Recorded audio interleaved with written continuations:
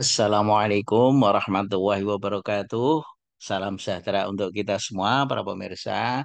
Berikut ini akan dilanjutkan bahasan tentang kunci jawaban UAS Fisika Dasar 2 Teknik Pertambangan FTKE Universitas Trisakti semester genap tahun akademik 2023-2024. Di dalam video yang pertama, para pemirsa telah dijelaskan tentang naskah soal ujiannya, kemudian penjelasan soal UAS nomor 1 dan soal UAS nomor 2. Video berikut ini akan dilanjutkan tentang penjelasan untuk soal UAS nomor 3, nomor 4, dan nomor 5. Kita akan awali dengan soal UAS nomor 3, para pemirsa. Soalnya, objek setinggi 5 cm ditempatkan 20 cm di depan lensa cembung dengan jarak fokus 15 cm. Pada jarak 72 cm di belakang lensa cembung tersebut ditempatkan lensa cembung kedua dengan jarak fokus 16 cm. Pertanyaannya ada dua. Yang pertama, A, tentukan posisi bayangan, tinggi bayangan, perbesaran total, dan sifat bayangan akhir. Kemudian B yang kedua, gambarkan jalannya sinar sampai terbentuknya bayangan akhir. Soal ini kalau kita sederhanakan diketahui H1 5 cm, S1 20 cm, F1 15 cm, F2 16 cm, dan D jarak dua lensa 72 cm. Pertanyaannya adalah bayangan akhir, S2 aksen, H2 aksen, M total, dan sifat bayangan, kemudian gambar dari lensa pertama ke lensa kedua dan layar. Penyelesaian dari soal ini kita selesaikan masing-masing lensa, para pemirsa. Untuk lensa yang pertama, kita gunakan persamaan 1/F1 sama dengan 1/S1 plus 1/S1 aksen. F1-nya 15, S1-nya sama dengan 20, S1 aksennya akan kita cari. Dari persamaan ini diperoleh S1 aksen sama dengan 60 cm. Positif artinya nyata. Kemudian dari rumus perbesaran S1 aksen per S1 sama dengan min H1 aksen per H1. S1 aksennya 60, S1-nya sama dengan 20. Kemudian min H1 aksen akan kita cari, H1-nya diketahui 5 cm, maka diperoleh H1 aksennya min 15 cm. Negatif artinya terbalik. Kemudian perbesaran lensa 1 sama dengan S1 aksen per S1, ini pakai indeks 1 ya, terlewat para pemirsa, sama dengan 60 dibagi dengan 20 sama dengan 3 kali, artinya diperbesar. Jadi sifat bayangan lensa pertama nyata, terbalik, dan diperbesar. Kemudian untuk lensa yang kedua, jarak dua lensa itu sama dengan 72. Maka S2 itu sama dengan D, jarak dua lensa dikurangi S1 aksen, jarak bayangan oleh lensa pertama. Kalau kita hitung, S1 aksennya 60, maka S2-nya sama dengan 12 cm.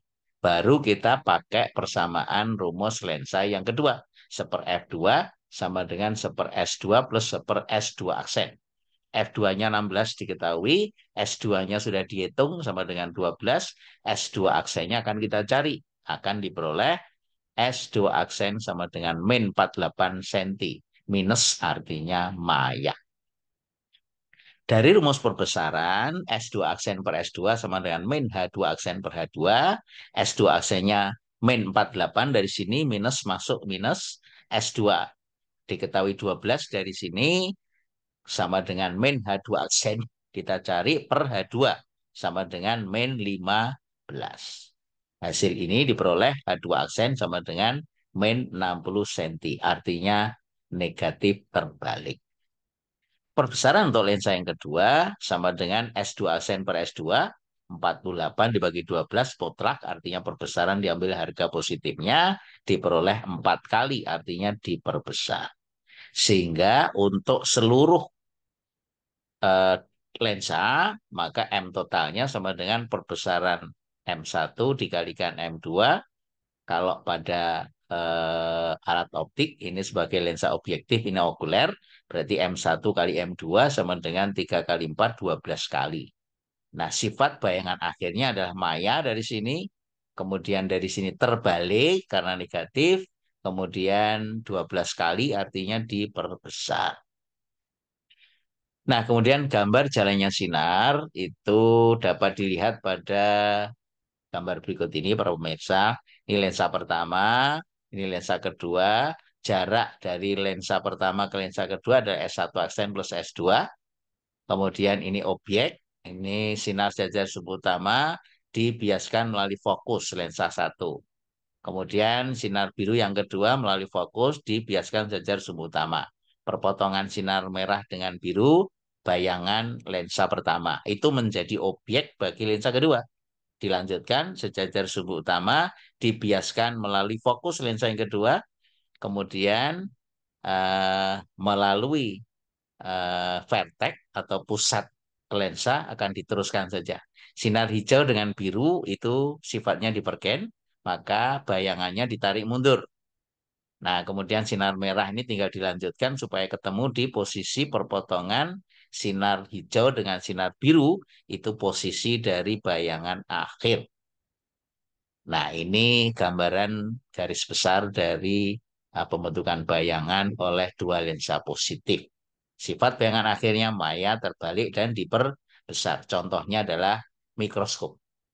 Demikian juga teropong, hanya bayangannya di objeknya di jauh tak beringgah. Demikian para pemirsa penjelasan soal nomor 3. Kita akan lanjut ke soal nomor 4, para pemirsa. Sebuah cahaya monokromatik jatuh pada lapisan film plan paralel dengan sudut datang 60 derajat. Jika indeks bias lapisan film 1,50 dan tebal film terkecil saat terjadi interferensi maksimum dari dua cahaya yang dipantulkan oleh lapisan film tersebut adalah 1000 angstrom, tentukan panjang gelombang dari cahaya monokromatik tersebut.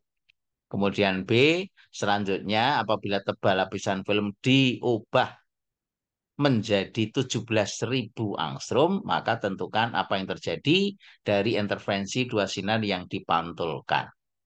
Apakah akan terjadi intervensi konstruktif atau terjadi intervensi yang destruktif? Jelaskan.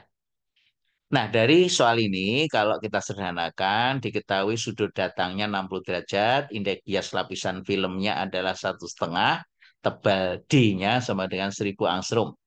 Nah, ini gambarannya sinar, kemudian dipantulkan langsung di bagian atas film yang merah, kemudian yang kedua dibiaskan, dipantulkan bagian bawah film, kemudian dibiaskan lagi, ketemu dari sinar satu merah dan sinar dua biru, ketemu di pengamat mata kita. Nah, ini D tebal lapisan filmnya, N indeks bias, theta sudut datang. Nah, kemudian pertanyaan yang kedua, kalau tebelnya diubah jadi 17.000, hasil intervensi di titik P-nya apa? Intervensi konstruktif atau destruktif?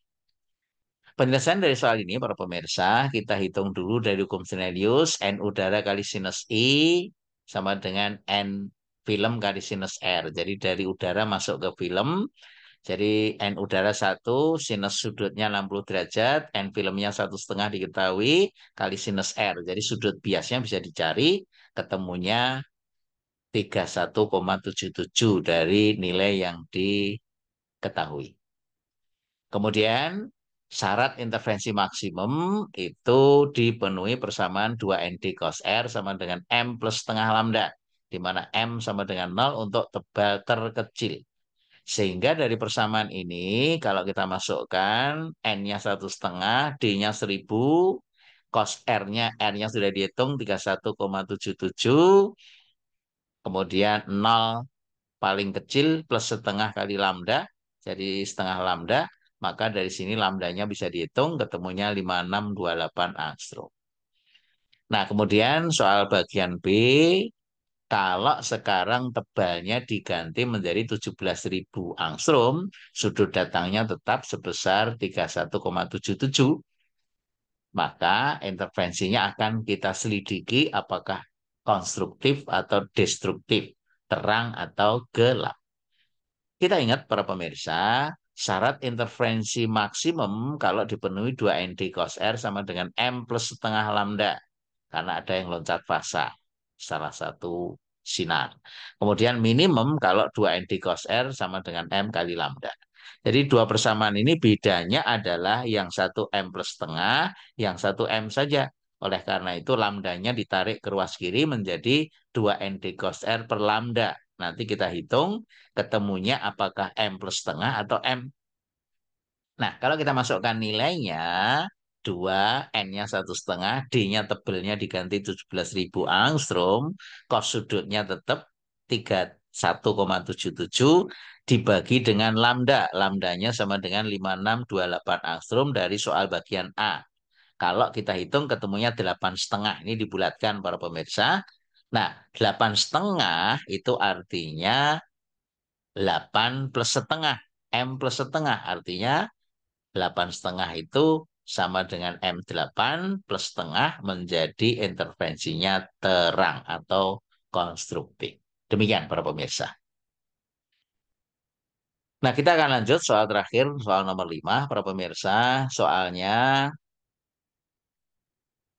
yang pertama, apakah pengertian dari difraksi cahaya serta gambarkan skema peristiwa difraksi untuk celah tunggal memanjang dari posisi celah sampai dengan posisi layar. B. Sebuah celah tunggal memanjang kalau lebar celahnya D 0,1 mili, kemudian disinari cahaya sejajar panjang gelombang 600 nanometer, dan pola difraksi dapat diamati pada layar yang dipasang pada jarak 40 cm dari celah. Tentukan besar jarak antara garis gelap ketiga atau M sama dengan 3. Hasil pola difraksi dari posisi garis terang pusat di tengah pada layar. Nah, soal ini kalau kita ringkas, kita sederhanakan, para pemirsa, D-nya lebar celah 0,1 mm, panjang gelombangnya 600 nanometer, dijadikan mili menjadi 6 kali 10 min 4 mili. Kemudian L, jarak dari celah ke layar 40 cm. Ini boleh diubah jadi mili atau biar dalam senti boleh. Kemudian ordernya, pertanyaannya gelap ketiga atau M sama dengan 3. Nah, penjelasan soal yang pertama yaitu terkait dengan pengertian difraksi. Difraksi adalah pelenturan atau pembelokan gelombang atau cahaya karena melewati penghalang atau celah sempit. Nah, kemudian gambar skema peristiwa difraksi untuk celah tunggal memanjang.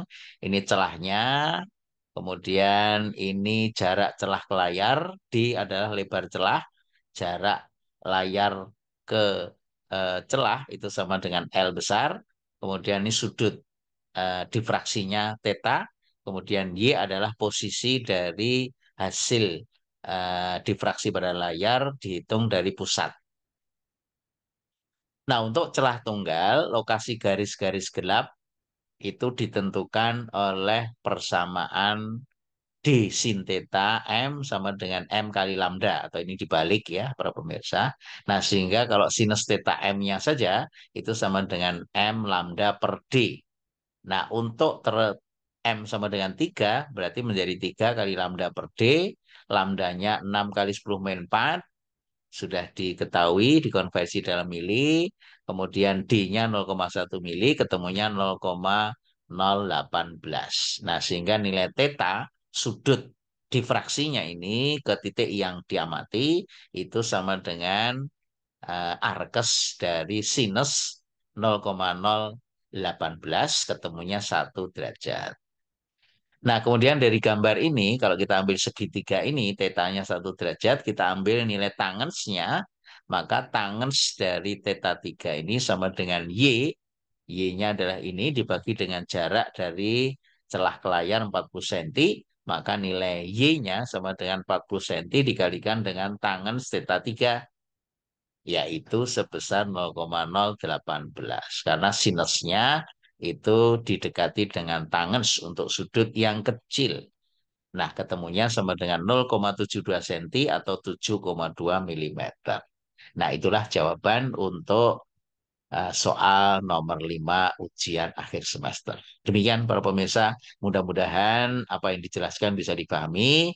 Para pemirsa dan peserta ujian bisa mencocokkan jawaban Anda dengan kunci jawaban ini. Sampai ketemu dalam video yang lain. Terima kasih atas perhatiannya. Assalamualaikum warahmatullahi wabarakatuh.